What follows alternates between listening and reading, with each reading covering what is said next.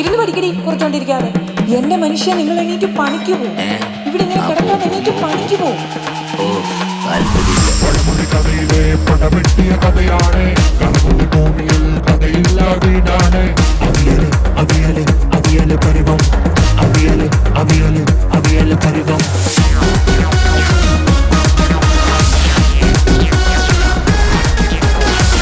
അവിയല് അവിയല് അവിയല് പരിവം, അവിയല് അവിയല് അവിയല് പരിവം, അവിയല്.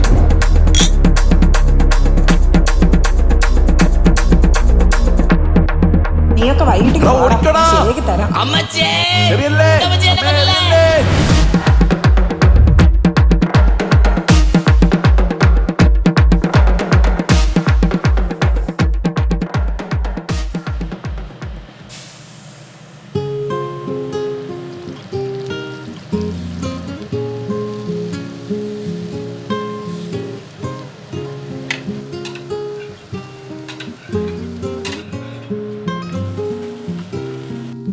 അമ്മേ, ചമ്മന്തിയാണോ സാമ്പാറാണോ? നിനക്ക് സാമ്പാറല്ലേ ഇഷ്ടം? സാമ്പാർ ഉണ്ടാക്കും. അല്ല, ചേട്ടന്മാർക്ക് ചമ്മന്തി ഇഷ്ടമല്ലേ? അതുകൂടെ വേണം അമ്മേ. അവന്മാര് സാമ്പാർ കൂട്ടി കഴിച്ചാ മതി.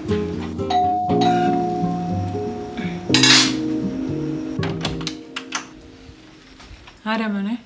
തോമസ് സാറിൻ്റെ വീടല്ലേ? അതെ. ഞാൻ രാവിലെ മുതൽ ഈ വീട് അന്വേഷിച്ച് നടക്കുമായിരുന്നു. എന്തിനാ? തോമസ് സാറിനെ ഒന്ന് കാണണം. എന്താ മോനെ കാര്യം? അപ്പന്റെ കാര്യമല്ലേ അമ്മേ? വള്ളിയായിരിക്കും, വിളിച്ചകത്തോട്ടിരുത്ത്. ആ, എന്തായാലും കയറിയിരിക്കും. ഞാനൊരു ചായ എടുക്കാം.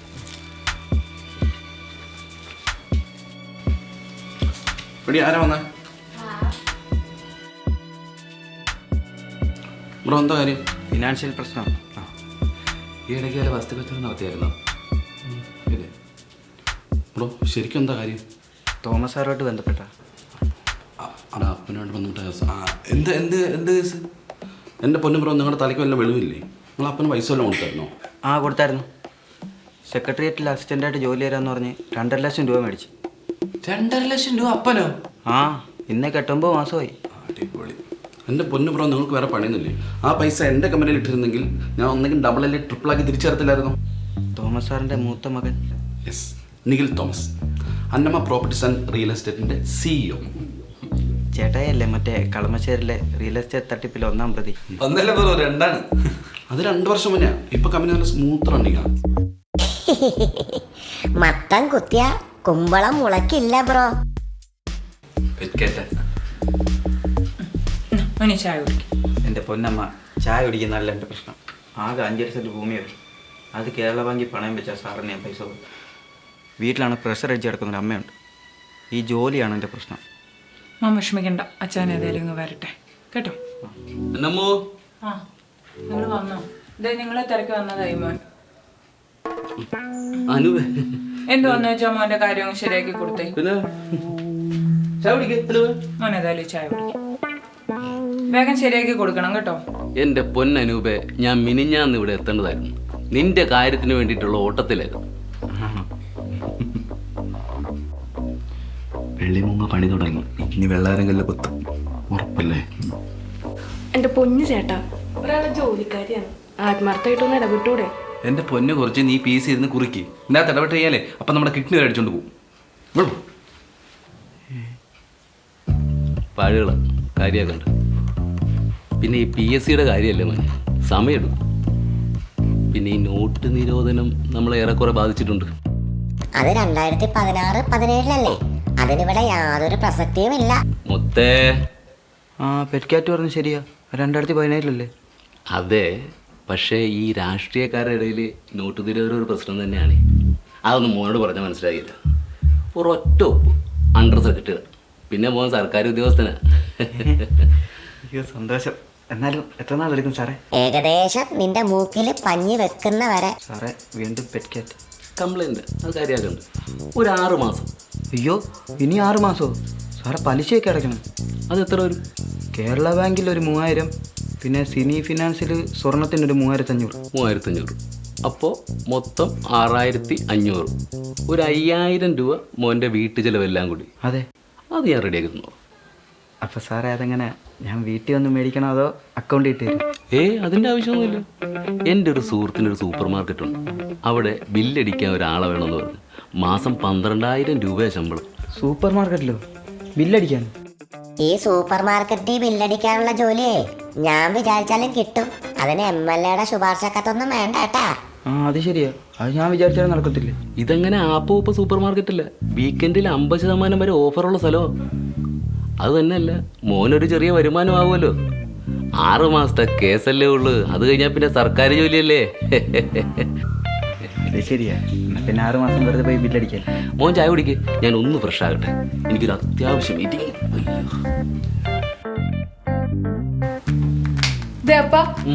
PSC എഴുതി ജോലി കിട്ടുമെന്ന് പ്രതീക്ഷിക്കുന്ന ഒരാളെ പറ്റിക്കല്ലേ? ഓള് കുറെ PSC എഴുതിയല്ലേ, എന്നിട്ടും കിട്ടിയില്ലല്ലോ. ഇരുന്ന് കുറിക്കൂട്ടാ.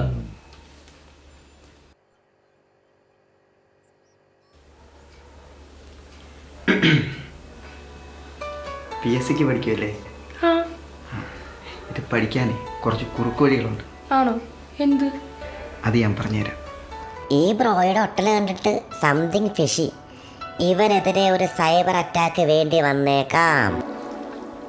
ആ ചെക്കൻ്റെ കയ്യിൽ നിന്ന് വാങ്ങിച്ച 2.5 ലക്ഷം രൂപ നിങ്ങൾ എന്തോ ചെയ്തു മനുഷ്യ? ആ ഏടേട്ടെ, അപ്പം എൻ്റെ ഫിനാൻഷ്യൽ ഇടപാട് അത്ര ശരിയല്ല കേട്ടോ. കംപ്ലീറ്റ് ഇവിടെപ്പാ. ഞാനും അത് പറയണമെന്ന് വിചാരിച്ചിരിക്കുമായിരുന്നു. ഓ തുടങ്ങിയല്ലോ ചോദ്യത്തിന് പരിപാടി. എടി എന്നമ്മേ, ഈ വീട്ടിൽ ജോലിയുള്ള ആരാ ഉള്ളത്? ഈ വീട്ടിൽ പണിയെടുക്കുന്നത് അമ്മച്ചി മാത്രല്ലേ ഉള്ളൂ. വേറെ ആർക്കേലും എന്തേലും പറയത്തക്ക പണി ഉണ്ടാ? നീ മിണ്ടണ്ട, മനുഷ്യന്മാർ വേണ്ടിയിട്ട് മിഷൻ വേണ്ടിയാതി. അവൻ പറഞ്ഞതിൽ എന്താ തെറ്റ്? KCBയിലുള്ള ജോലിയും കളഞ്ഞ് നിങ്ങൾ വന്നു. നിങ്ങളെ അന്വേഷിച്ചപ്പോൾ നാട്ടുകാരും വന്നു തുടങ്ങി. നിന്റെ ഇടവക പള്ളി പെരുന്നാൾ നടത്താനായിട്ട് രൂപ 25,000 അങ്ങ് തന്നില്ലേ? പിന്നെ ദേ ഇവന്റെ റിയൽ എസ്റ്റേറ്റ് പൊളിഞ്ഞപ്പം രൂപ 50,000 അങ്ങോട്ട് കൊടുത്തോ? പിന്നെ ദേ പോളിക്ക് ഷോർട്ട് ഫിലിം പിടിക്കാനായിട്ട് രൂപ 30,000. ഇവിടെ PSC ബുക്കിന് 5,000, കുറയ്ക്കാനായിട്ട് 2,000. തിന്നുന്നതിനെ കണക്ക് പറയല്ലേ? പറയൂടി, പോത്ത് പോലെ വളർന്ന 3 എണ്ണം ഉണ്ട് ഇവിടെ. ഈ വീട് ഒരു 10 രൂപയുടെ ഉപകാരം ഉണ്ടായിട്ടുണ്ടോ? ആ അത് സത്യം, അതില്ല. അതെ, അപ്പം എൻ്റെ രാഷ്ട്രീയ കളി ഇവിടുത്തെ മൊത്തം പ്രശ്നത്തിന് കാരണം. ഒരു കുഴപ്പമില്ല, ഞാൻ ജോലി രാജിവെച്ച് രാഷ്ട്രീയത്തിൽ ഇറങ്ങിയത് എനിക്ക് ചെറിയ കാഴ്ചപ്പാടൊക്കെ ഉണ്ട്. നീയൊക്കെ നോക്കിക്കോ, ഞാൻ ഒരു കേന്ദ്രമന്ത്രിയെങ്കിലോ. തമാശ തമാശ. ആടി ഇവിടെ പുള്ളി രഹസ്യമായിട്ടൊന്ന് പോയി അന്വേഷിച്ചായിരുന്നു.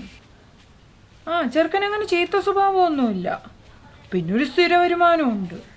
ആ അതെ, നമുക്കതുപോലെ. ആ ഞങ്ങൾ ചിലപ്പം ഇതങ്ങ് ഉറപ്പിക്കും.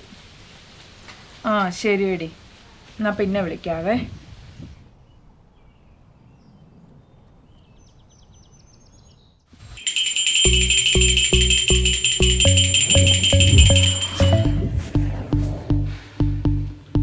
അതെ, എല്ലാവരോടുമായിട്ട് പറയുക, അടുത്ത ആഴ്ച ഇവളെ പെണ്ണ് കാണാൻ ആ കൂട്ടരോട് വരാൻ ഞാൻ പറയുക. എനിക്കിപ്പോ കല്യാണം വേണ്ടമ്മ. ക്ലീശേ. എന്താ നിനക്കിപ്പോൾ കല്യാണം വേണ്ടാത്ത? എനിക്ക് പഠിച്ച് ജോലി വാങ്ങി സ്വന്തം കാലിൽ നിൽക്കണം. ഇപ്പൊ റെന്റിനെടുത്ത കാര്യം കൊണ്ടാണോ നിൽക്കുന്നത്? ഇതൊരുമാതിരി അവഞ്ഞ കോമഡി അടിക്കല്ലേ. എന്റെ കാര്യം തീരുമാനിക്കാൻ എനിക്ക് എന്താ ഇവിടെ സ്വാതന്ത്ര്യം ഇല്ലേ? 21 PSC എഴുതി, ഒരെണ്ണം പോലും കിട്ടിയില്ല. എന്നിട്ട് ഈ വീട്ടിൽ ഇരുന്ന് കുറയ്ക്കാനുള്ള സ്വാതന്ത്ര്യം ഞങ്ങൾ തരുന്നില്ലേ? ഇല്ലേ? ഇല്ലേ? പാർട്ടി സെക്രട്ടറി നോക്കേ, നിന്റെ സെയിം ഏജാ.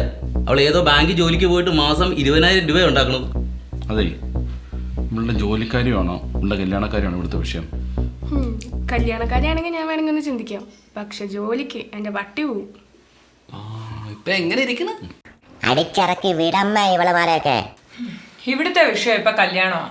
നല്ല കുടുംബക്കാരാ, ചെക്കൻ കാണാനും സുന്ദരനാ. ചേടാ, നമ്മുടെ കുടുംബക്കാർ എത്ര മോശമാണോ? കാണാനും സുന്ദരന്മാരല്ലേ? ഇന്നല്ലേ? അതൊന്നുമല്ല, ഇനി അത് ക്വാളിറ്റീസ് ഞങ്ങൾക്കൊന്നും ഇല്ലാത്തതെന്തിനുണ്ടോ? ഉണ്ട്, ഒരു പ്രത്യേകതയുണ്ട്. ആ പയ്യനെ ഒരു സ്ഥിര ജോലിയുണ്ട്, ഒരു സ്ഥിര വരുമാനമുണ്ട്. ആ ക്വാളിറ്റീസ് എടുക്കുവോ? അപ്പൊ ഈ കല്യാണം നമ്മൾ തീരുമാനിക്കുക. അവർക്ക് എന്തേലും കൊടുക്കണം. സ്ത്രീധനം വാങ്ങുന്ന കൊടുക്കുന്നത് തെറ്റല്ലേ?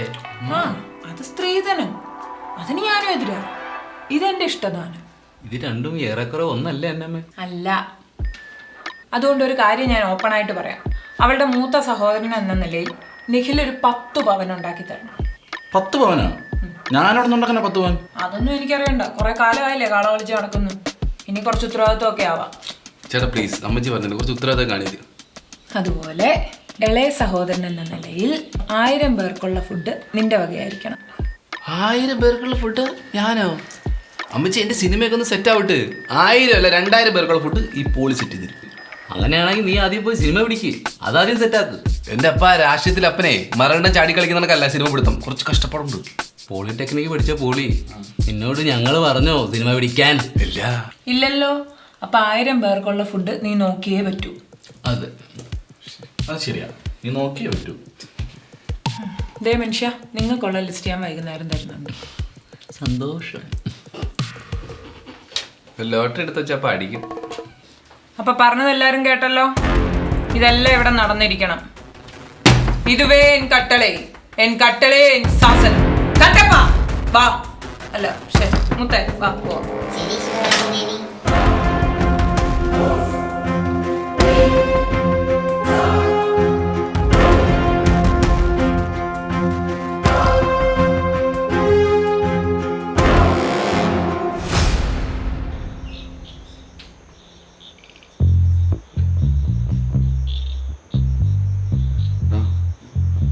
പണിക്കൂലി ഉൾപ്പെടെ ഒരു 7-7 ലക്ഷം രൂപ.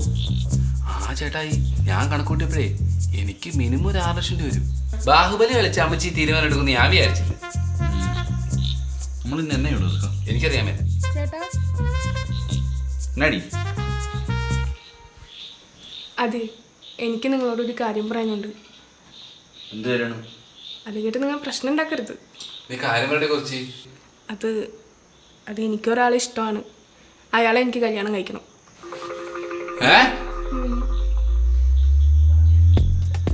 ഇവിടെ നിന്റെ തലയ്ക്കന ഓളുണ്ടോ? അമ്മച്ചി ഇത് സമ്മതിക്കില്ല. ഇക്കാര്യം അമ്മച്ചി അറിഞ്ഞാലേ ബെസ്റ്റ് ആയിരിക്കും. ചരവെടുത്തിന്റെ തലമട അടിച്ച് പൊട്ടിക്കും. അമ്മച്ചി അപ്പച്ചനെ അറിയണ്ട, നിങ്ങൾ എൻ്റെ കൂടെ നിന്നാൽ മതി. എന്തിന്? എൻ്റെ ചേട്ടാ, അവന് നല്ല ഗവൺമെന്റ് ജോലിയുണ്ട്, നല്ല കുടുംബവും, പോരാത്തന്നെ ബെൻസ് കാറും. എന്താണെന്ന് പറഞ്ഞു? ബെൻസ്.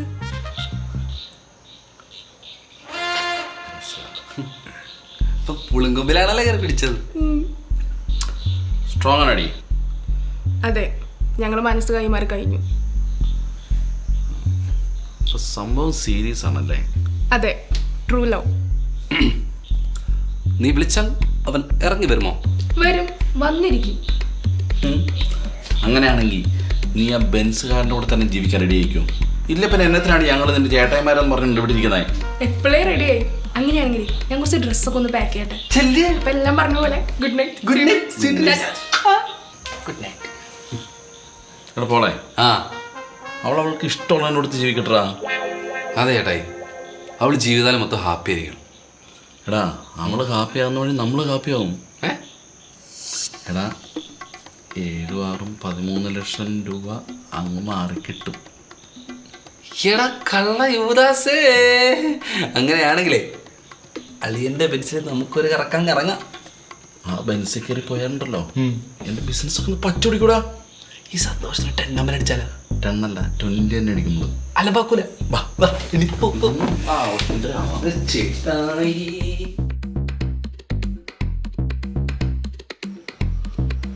ഹലോ ഉസ്മാനെ, അവിടെ എല്ലാം ഓക്കെ അല്ലേ? എന്നാ നമ്പർ ഒന്ന് നോട്ട് ചെയ്തു. 98 47 64 05. നിമ്മി PSC പരീക്ഷ കഴിഞ്ഞ് എത്തിയില്ലല്ലോ. അവള് കൊച്ചു കുട്ടിയൊന്നുമില്ലല്ലോ, അവളിങ്ങ് എത്തിക്കോളും.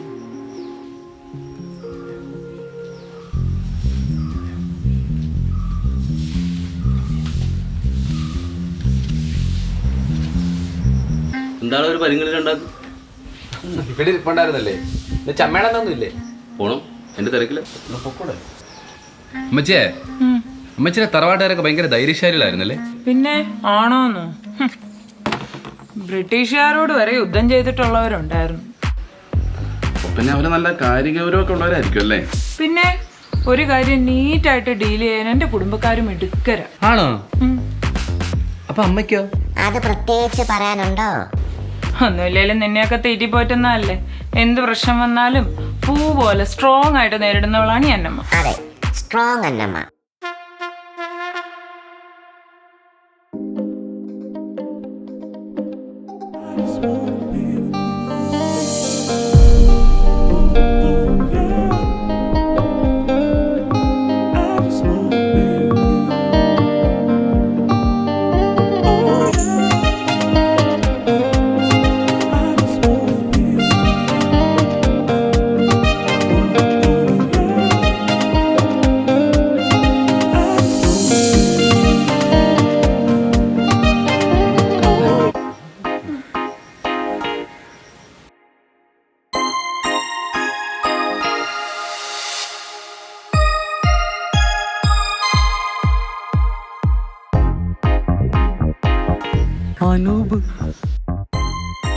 അമ്മേ ഞാൻ കല്യാണം കഴിച്ചു.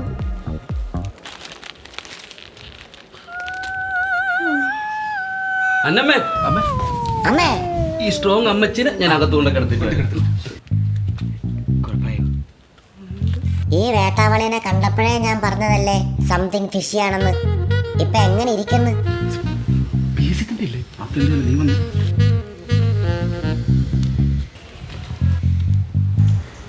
ഇവനാണോടി നിന്റെ ബെൻസുകാരൻ?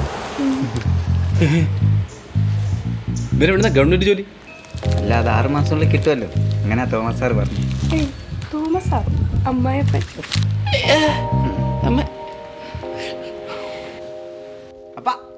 അപ്പനാ? ആരുടെ അപ്പൻ? മറ്റേ ജോലി സെറ്റല്ലേ 6 മാസത്തിനുള്ളിൽ 2.5 ലക്ഷം. 2.5 അത് ഞാൻ പിന്നെ ഏറ്റവും രസമല്ലേ ഇത്. ഒരൊറ്റ ഒപ്പ് അണ്ടർ സെക്രട്ടറി ജോലിയൊക്കെയാണ്. അന്നമ്മോ കേട്ടാ, അപ്പം പറഞ്ഞ കേട്ടാ, 6 മാസത്തിനുള്ളിൽ ജോലി സെറ്റാണ്. എന്നാലും എൻ്റെ നിമ്മി ഇവനെ നീ എങ്ങനെ പെങ്ങളെ എങ്ങനെ നീ ചിരിക്കല്ലേ പുഞ്ചിരി മറാൻ്റെ മുഖത്ത് നോക്കി? അത് ഒരു PSC കാരൻ്റെ വിഷമം ഒരു PSC കാർക്ക് മനസ്സിലാവും അല്ലേ?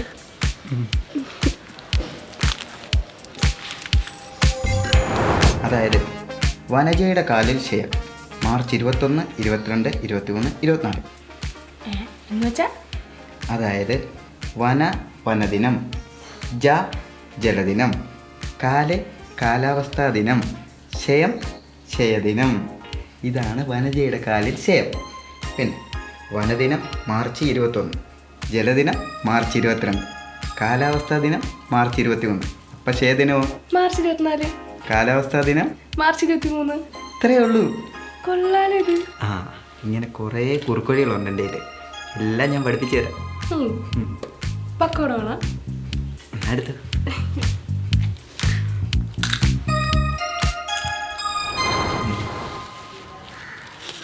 അങ്ങനെ ചോദ്യോത്തരങ്ങൾ കൈമാറി ഞങ്ങളുടെ മനസ്സിന് ഞങ്ങൾ കൈമാറി അല്ലേ? പിന്നെ രണ്ടുപേരുടെ സീരിയസ് ആയിട്ടൊരു കാര്യം പറയണം. നാളെ മുതൽ അളിയന്മാർ പണിക്ക് പോകണം. ചിലവ് കൂടി വരുമല്ലേ? ഞങ്ങളകത്ത് പോയി അപ്പനെ അമ്മയൊന്ന് കണ്ടു അനുഗ്രഹം മേടിക്കണം.